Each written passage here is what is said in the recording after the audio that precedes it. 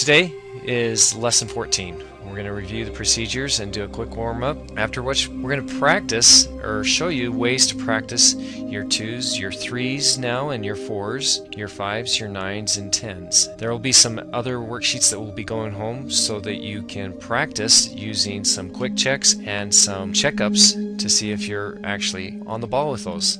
Remember, automaticity is where you are able to do those without any help, without any problems. We're going to do an anytime problem together, and that's going to be the quick warm-up today. Quick practice goes through some of the fluency tools. Modeling, iTools, apply, and problem solve. We'll do some of those problems together. Those need to be written down in your notes so you can be able to know how to do the problems.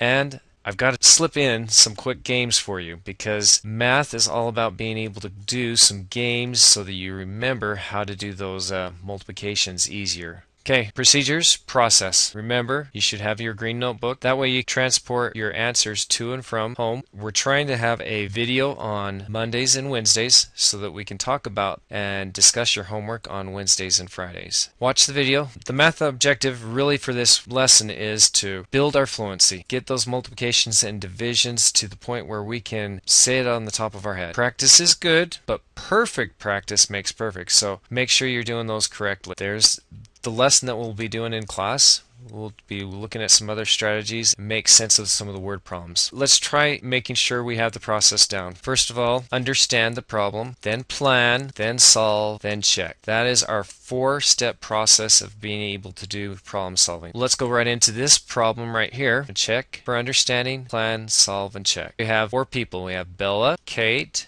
Tom, and Juan. And they're all at different heights. We don't know their exact heights, but it said that there are one that's at 6 feet, one that's at 5 feet, one that's at 4 feet, and one that's at 3 feet tall. And that's their height. It gives us some clues. So first of all, we need to understand that there are 4 people. We also need to understand there are 4 heights. So let's plan. What if we put a height on each of them and then started guessing? It's got some clues. That would be one way. Let's try to solve it by pointing out which one Bella might be. Bella is not 6 feet or 5 feet. So that means she is either 4 or 3. So this one's not going to be really a plan where we're going to use adding or subtracting. It's going to be using our brains to deduct which one's which. Tom is not 6 feet or 4 feet. So Tom is either 3 or 5, and Katie is 3. Right there, we kind of get an idea that we can cross out a couple. We can cross out, since Kate is 3 feet tall, we can cross out 3 and 3. Now you can probably solve this right now. What would we see? We'd see that Katie is the shortest. Who would come next? Then Bella. Tom is actually 5 feet. Let's get him a little bit taller. And Juan, how tall is Juan? He's 6 feet. So he's the tallest of the bunch. And he must be a basketball player, right? Now to check our answer, we go back through. Katie's 3, Tom was 5, so he came in third, Bella is 4, and Juan is 6.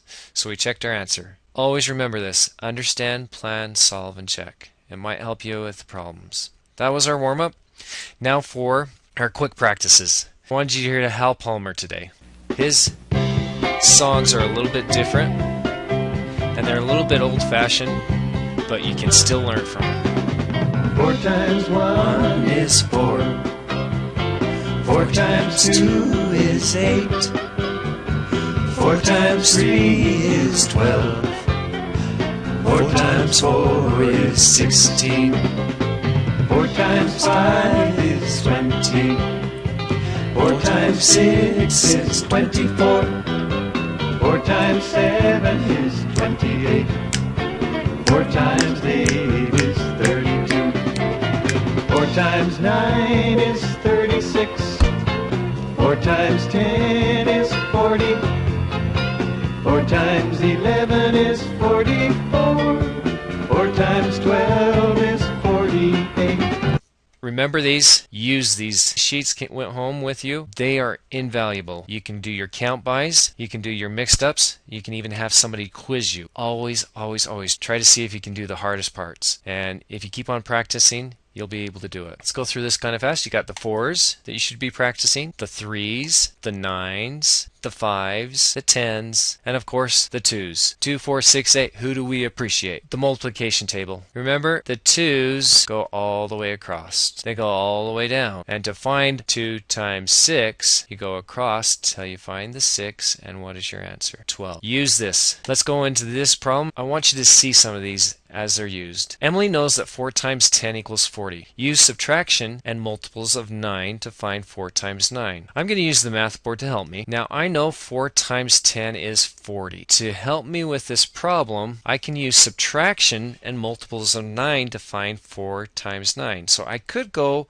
and count by 9. 1, 2, 3, 4, 5, 6, 7, 8, 9. Plus 9 more is 18. Plus 9 more is 27 plus 1, 2, 3, 4, 5, 6, 7, 8, 9. So I can find it by counting and adding by 9. They are saying though to use subtraction. Right here's use subtraction. What they're trying to show you is we know 4 times 10 is 40. And what if we take 4 away? If we take 4 away, 4 minus 4, that equals 36. And so I just gave you 2 strategies to be able to find out that 36 is the same as 4 times 10 minus 4, or 4 times 9 equals 36. Next problem. Jordan has 32 peaches. He wants to divide them equally among 4 baskets. So I'm going to get my marbles and they're going to represent my peaches. And we want to divide them into 4 baskets. So right now I'm just telling you how to do problems. If you write them down, it will help you. 1, 2, 3, 4, 5, 6, 7, 8, 9, 10, 11, 12, 13, 14, 15, 16, 17, 18, 19, 20, 21, 22, 23, 24, 25, 26, 27, 28,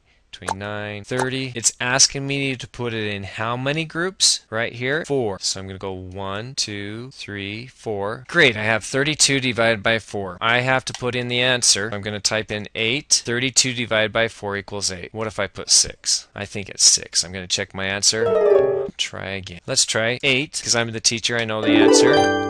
I got an excellent. Now you can check to see if you got that right, and hopefully we'll be able to have this tool in the computer lab on Thursday. Next problem. Letitia knows that 5 times 4 equals 20. How can she use the 5 shortcut to find 9 times 4? Well, it just gave us the shortcut. 5 times 4 equals 20. Well, we know that 9 minus 5 equals 4. So I'm going to use that 4. I'm going to make a new equation. So let's put this out of the way because we went 9. To get to 9, we went 6, 7, 8, 9. So 4 more. So what we're going to do is we're going to type our next equation. 4 times 4 equals, okay, help me, 4, 8, 12, 16. Now I can find out what 4 times 9 is by using this equation. I know that 5 times 4 equals 20, plus 4 more times 4 equals 16. And I can actually do that with a representation. I can make rows of 1, 2, 3, 4, and 1, 2, 3, 4, 5, 6, 7, 8, 9. See the visual, and I can make that into a fast array. Let's check our answer. If we know that that's 6 plus 2 plus 1 is 36 is our answer. Possible answers start with 20, and then you can count on 4 more 4s, 20, 24, 28, 32, 36. We came up with 2 other strategies, didn't we? 9 times 4 does equal 36. Last is this board. We need to cut it up. Raul has a board that's 36 inches long. He needs to cut it up.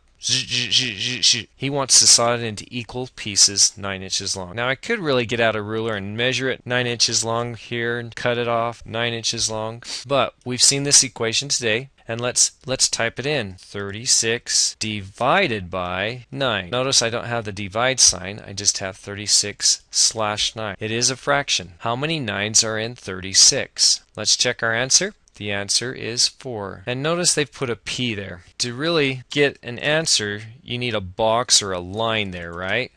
Well, they've used a letter P to represent that box or that line. So remember, when you see an equation with a number in it, or a letter, just think of it as a box or a line. 5, 4, there we go. And we can take that number line and we can go 8 divided by 4. We can go back 1, 2, 3, 4. And then we can go back 4 more. 1, 2, 3, 4. So 8 divided by 4 equals 2 4s. Just something that you can start practicing. Okay, here's your math homework. Lesson 14, Building Fluency. You need to find these three answers. Find the product, 3 times 9. Find this product, 5 times 9. And then answer. You see that there's a similarity in some of the problems we did earlier. Then you have 3 problems here. 16 divided by 2. 30 divided by something equals 3.